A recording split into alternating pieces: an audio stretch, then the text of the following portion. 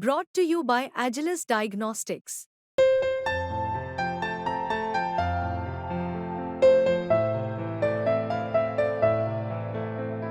Agilus Diagnostics. Sir एक मामला जो है वो आपके खिलाफ भी आया। अब एसीबी जांच करेगी उस मामले की, हेल्थ से संबंधित मामला है, सदन जैन और आपके खिलाफ उस मामले की शिकायत विजेंद्र गुप्ता ने।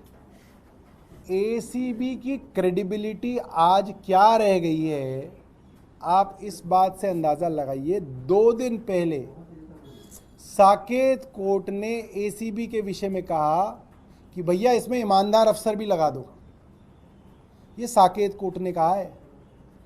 पार्किंग माफिया से संबंधित एक शिकायत के अंदर कोर्ट के आदेश पे एसीबी ने जांच की और उस जांच में भी जो मेन आरोपी थे उनको छोड़ दिया और कोर्ट ने टिप्पणी एसीबी के विषय में की है। तो एसीबी के विषय में नहीं है टिप्पणी, ये एलजी साहब के विषय में है, क्योंकि एलजी साहब तय करते हैं कि एसीबी के अंदर कौन अफसर लगेंगे कौन नहीं लगेंगे।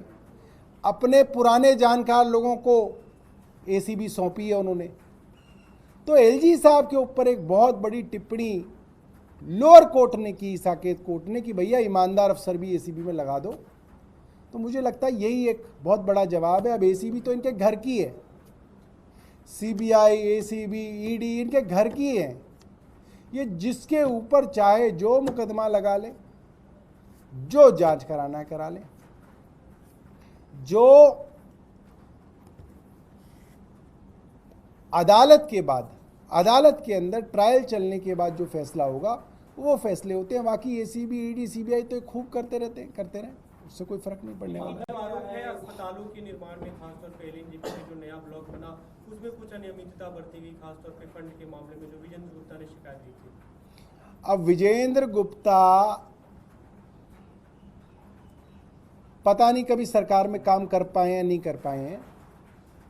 एमसीडी में काउंसलर थे इतना मुझे याद है, उसके बाद तो विधायक ही रहे हैं। उनको ये मालूम ही नहीं है कि ये फाइल मैं 1.5 साल से जब से मंत्री हूँ, मेरे पास तो ये फाइल कभी आई नहीं। एक बार ये फाइल मेरे पास आई, इसके निर्णय के लिए आया था, फाइल तो नहीं आई थी तब भी, कि भाई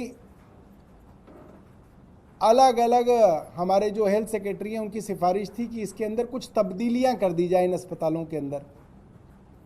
और मैंने मिनट्स में ये रिकॉर्ड कराया और वो मिनट्स मेरे पास हैं।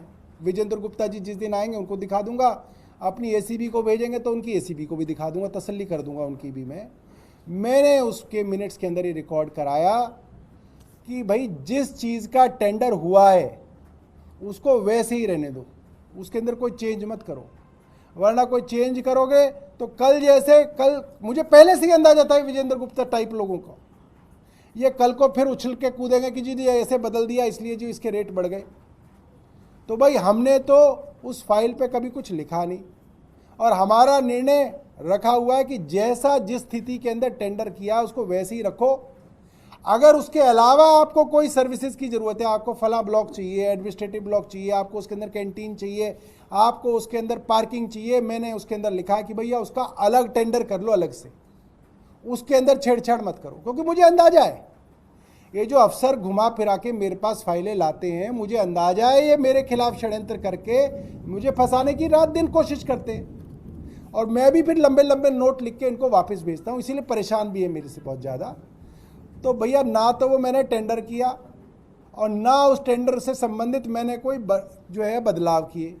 अब जिन अफसरों ने किया उनको फांसी पर लटका दो, मेरी बला से उनको लाल किले पे फांसी पे लटका दो। मैं कह रहा हूँ विजेंद्र गुप्ता जी से लटका दो, मेरे इधर उधर कुछ काम वाम तो है नहीं विजेंद्र गुप्ता को।